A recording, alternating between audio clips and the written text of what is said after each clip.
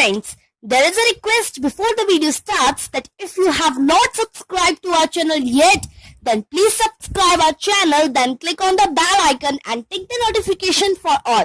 And press the thumb icon if you like the video. आप ये पाकिस्तान से बड़ा ही आर्गुमेंट आता है कि वो सब अरेस्ट हैं और वो सब जेल में। सर लखवी का बच्चा हुआ था सर, वो जेल में था, 2 साल तक जेल में था, उसके घर में बच्चे हो रहे सर, ये कैसे हुआ था कमाल? जरा सर मुझे ये समझाइए। इनका एक ये है वैभव जी का, मैं कहूंगी कि बड़े ही nice person, very nice human being, लेकिन जब हम इनका चैनल देखते हैं या हम इनकी ट्वीट्स देखते हैं तो वो हमेशा अजीब अजीब सी और खासतौर पे पाकिस्तान के बड़े खिलाफ होती। चीमा साहब आपसे काफी नाराज हैं, वैसे मैं यहीं पे बता दूं, चीमा साहब बहुत गुस्से हैं वैभव जी से। तो आप क्या कहेंगे इस बारे में कि क्यों आपका चैनल जो है वो इस तरह की वीडियोस लगाता है? इसमें मेजर साहब भी होते हैं और आप लोग बलूचिस्तान पे मुसलसल बात करते हैं और इसी तरह से आपकी ट्वीट्स भी होती हैं। देखिए, मुझसे तो आसिफ गफूर साहब बहुत नाराज थे, तो अब आसिफ गफूर ने नाराज होकर क्या कर लिया था, चीमा साहब नाराज होकर क्या कर लेंगे? तो पहली चीज तो वो। दूसरी चीज इन्होंने बताया कि मुझे थोड़ी हंसी भी आई कि उन्होंने कहा कि बुरहान वानी ने शम्मा जला दी है और वो ऐसी शम्मा है। देखिए सर, मुझे नहीं पता, आपको शायद इसके बारे में पता हो नहीं पता हो, बुरहान वानी मारा गया था जब, तो उसमें वो मारा इसलिए गया बिकॉज उसकी 5 गर्लफ्रेंड्स थी और वो एक गर्लफ्रेंड ने टिप ऑफ कर दिया आर्मी को कि वो दूसरी गर्लफ्रेंड से मिलने जा रहा है। उसको मालूम चला, वो जेलसी के मामले में उसको इन्फॉर्मेशन मिली, वो मार दिया गया। तो सर अब ऐसे लोग जो, मतलब ये कौन सी शम्मा जलाते हैं सर, अब मैं क्या बोलूं। अच्छा, एक बात ये है कि आपने बात की थी कि वो बुरहान वानी शहीद है। देखिए सर, आपके यहाँ तो वजीर आजम ने उसामा बिन लादेन को शहीद बोल दिया, तो बुरहान वानी तो शहीद है ही है, फिर तो वो कोई बात ही नहीं है। जब उसामा बिन लादेन शहीद हो सकता है और वो नेशनल असेंबली में खड़े होकर के उसके ऊपर तबसरा कर रहे थे कि उसको शहीद कर दिया अमेरिका ने, तो अभी उसमें मैं क्या बोलूं। अब वो भी चीज आपकी ठीक है, आप उसको शहीद बोल सकते हैं, आपका नजरिया। बलूचिस्तान जो है, बलूचिस्तान देखिए, नेहरू लेके गए थे कश्मीर का इशू, नेहरू की गलतियों की कीमत अदा करना हिंदुस्तान ने बंद कर दिया सर। और नेहरू ने वही नहीं, नेहरू ने और भी बहुत सारे ब्लंडर्स किए हैं जिनको रेक्टिफाई किया जा रहा है और वो चीजें धीरे धीरे रेक्टिफाई होंगी। मुझे पता है गांधी से और नेहरू से बहुत प्यार आजकल जागा हुआ है पाकिस्तान में लोगों को कि ये गांधी वाला हिंदुस्तान नहीं रह गया, अब ये नेहरू वाला हिंदुस्तान नहीं रह गया। तो ठीक है सर, अब आप अगर आपको इतनी मोहब्बत थी तो आप अलग क्यों हुए? पहली चीज, जिन्ना की तस्वीर पीछे लगाते हैं और आगे बैठ के तबसरा कर रहे होते हैं नेहरू और गांधी के बारे में, उनसे अपनी मोहब्बत का इजहार कर रहे होते हैं आपके वजीर आजम और दुनिया भर के जो एनालिस्ट हैं। तो बलूचिस्तान का जो इशू है वो नेहरू नहीं लेके गए, तो ये कोई इसका मतलब ये नहीं कि हम उसकी बात नहीं करेंगे। बलूचिस्तान का जो मसला है वो, कश्मीर में तो आर्म्ड इंसर्जेंसी 1989 में शुरू हुई, बलूचिस्तान में तो आर्म्ड जो फ्रीडम मूवमेंट है वो 1948 से चल रही है। जो खान ऑफ कलात के जो भाई थे, he was the first person to take the path to the mountains। सबसे पहले वो माउंटेन्स पे चढ़े थे 1948 में और उन्होंने आर्म्ड मिलिटेंसी शुरू करी बलूचिस्तान में। तो आप जब कंपैरिजन करते हैं और आपने कहा कि हम तो उनको मटेरियल सपोर्ट नहीं करते, हम ये नहीं करते, हम वो नहीं करते। सर देखिए, मुशर्रफ साहब ने किताब लिखी है, आपके यहाँ बहुत सारे जनरल्स ने किताबें लिखी है, और आपके यहाँ जो अभी हैं कुछ लोग, ये रिटायर हो जाएंगे तो ये भी लिखेंगे कि उन्होंने कैसे पीओके में कैंप्स बनाए, वो कैसे लोगों को लेके आए, फिर कैसे जेकेएलएफ को इसलिए जेकेएलएफ बोला गया ताकि उसका कोई रिलीजियस कॉनोटेशन ना निकले, क्योंकि it should sound like you know western freedom movement. तो जम्मू कश्मीर लिबरेशन फ्रंट नाम दिया गया, कोई इस्लामिक नाम नहीं दिया गया। फिर बाद में इस्लामिक नाम की तंजीमें बनाई गई पाकिस्तान के अंदर, जो कि वहां पे हमेशा एक्टिव रही हैं। तो सर आप डिनाई कर दें, मैं डिनाई कर दूं, मुझे नहीं पता रॉ बलूचिस्तान में क्या करती है क्या नहीं करती है। मेरे हिसाब से तो सर कुछ भी नहीं कर रही है, उसको बहुत कुछ करना चाहिए। मैं तो यहाँ पे जब भी लोगों से मिलता हूँ तो मैं तो हमेशा कंप्लेन करता हूँ कि रॉ कुछ कर ही नहीं रही। ये पाकिस्तान से बड़ा ही आर्गुमेंट आता है कि वो सब अरेस्ट हैं और वो सब जेल में।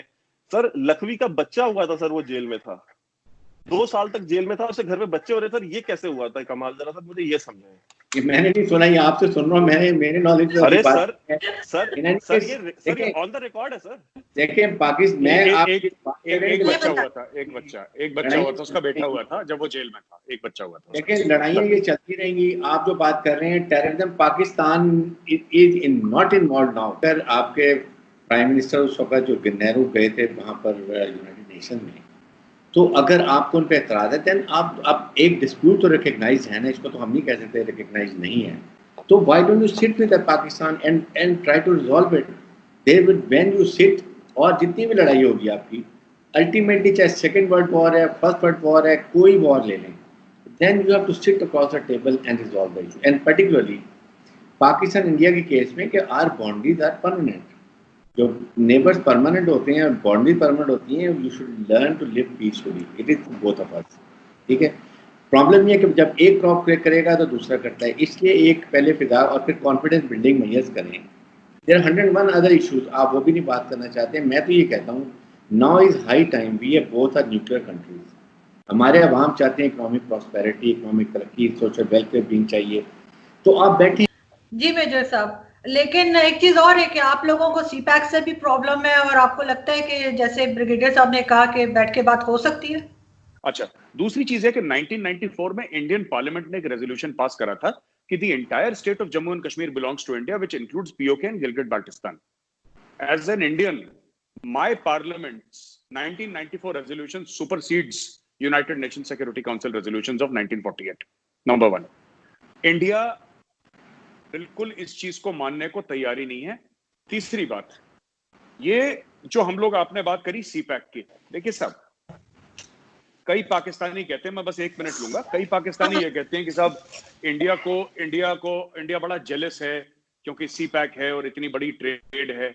मैं पहले भी आप ही के वीडियो में बता चुका हूं कि सीपैक टोटल अभी इन्वेस्टमेंट $45 बिलियन का हुआ है, 45 बिलियन का वो, और जो 60 बिलियन है वो 15 साल के पीरियड में होना है पाकिस्तान में। मैंने डॉक्यूमेंट्स पढ़ी है सीपैक की, जितना सीपैक का 15 साल में होना है उससे ज्यादा, उससे दुगना हर साल इंडिया में होता है।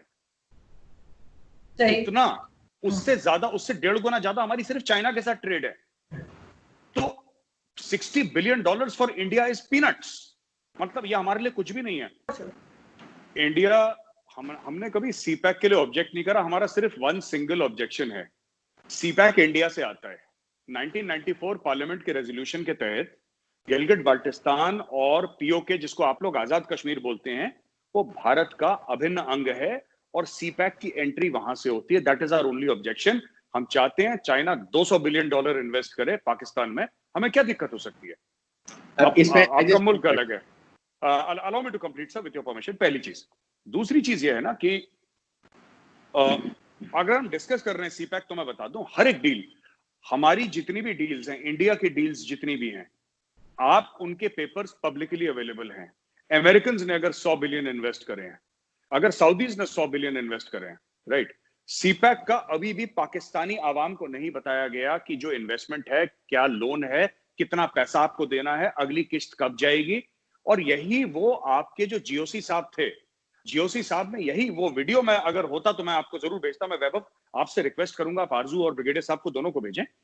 वो जो सर्विंग ऑफिसर है, सर्विंग जीओसी हैं पाकिस्तानी आर्मी के, वो कह रहे हैं साहब कुछ पता ही नहीं है, there is no clarity.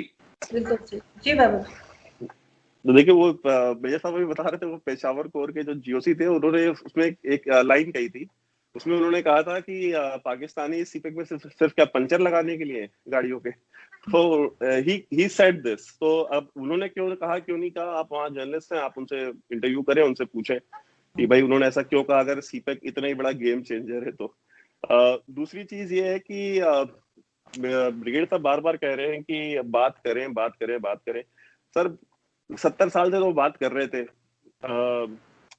Nehru साहब, आपने खुद कहा कि वो खुद यूनाइटेड नेशंस लेके गए, फिर उसके बाद जितने भी प्राइम मिनिस्टर्स आए इंडिया के, सबने पाकिस्तान की जो सिविलियन लीडरशिप थी उसके साथ बात करी, इवन मिलिट्री डिक्टेटर्स के साथ बात करी। रिजल्ट क्या निकला?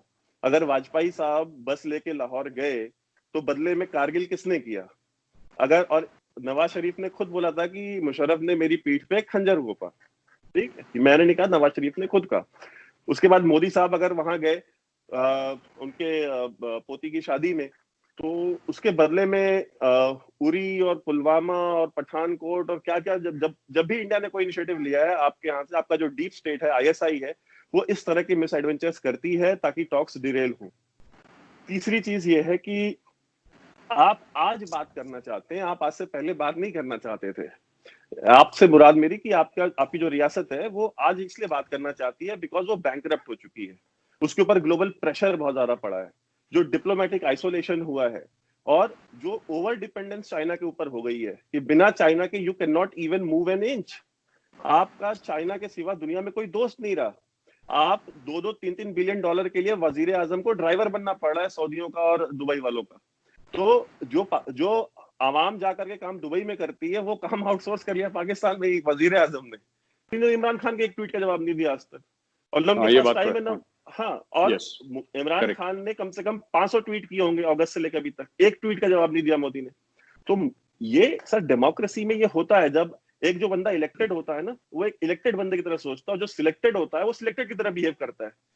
अब हुआ है ये सच है। आप तो ये सब जो चीज है। दूसरी चीज, ये जो दादा का बच्चे का केस बताया, वो मस्जिद से फायर करा था टेररिस्ट, और जो बच्चे को ले गए थे उसको चॉकलेट देके उसके घर में हैंडओवर करा था, और उसके पहले वो बच्चा साइकेट्रिस्ट के पास गया था because he was very deeply disturbed. किसी के दादा को क्रॉस, देखिए बात ये ना, और उसके जो खानदान वाले कह रहे हैं, मैंने एक सवाल पूछा तो लोगों ने बोला कि वह बात तो ठीक है, उनकी जो बेटी थी, बेटी कह रही है जी सिक्योरिटी फोर्सेस ने मेरे बाप को मार दिया। मैंने उनको बोला कि उनसे जाके पूछना, आप थे वहां पे, आप थे वहां पे। ये एक इम्तियाज हुसैन है, वेरी फेमस ऑफिसर, बड़ा जाबाज अफसर है कश्मीर पुलिस का। इम्तियाज हुसैन ने अपना एक एग्जांपल दिया था ट्विटर में, उनकी 14 साल की कजन को मारा टेररिस्ट ने, 14 साल की कजन को मारा। उनका ट्वीट है इम्तियाज हुसैन के, आप ट्विटर हैंडल पे जाइएगा, ब्लूटिक हैंडल है उनका। इम्तियाज हुसैन साहब ने बोला कि मेरे कजन सिस्टर को मारा, बहुत पहले की बात है, और मेरे घर पे फोन आ गया कि तुम ब्लेम करो कि बीएसएफ ने मारा है। कह रहा है ये कश्मीर है जहां पे लाशें बिकती हैं, डेथ सेल्स। मैं सिर्फ ब्रिगेडियर साहब से एक सवाल पूछना चाहता हूँ। ब्रिगेडियर साहब ने ये बोला ना कि ये टेररिस्ट अलग होता है और फ्रीडम फाइटर अलग होता है, तो मेरा ब्रिगेडियर साहब से ये सवाल है सर कि लश्कर तैयबा वाले जो हैं वो फ्रीडम फाइटर है कि टेररिस्ट हैं, और जो बीएलए वाले हैं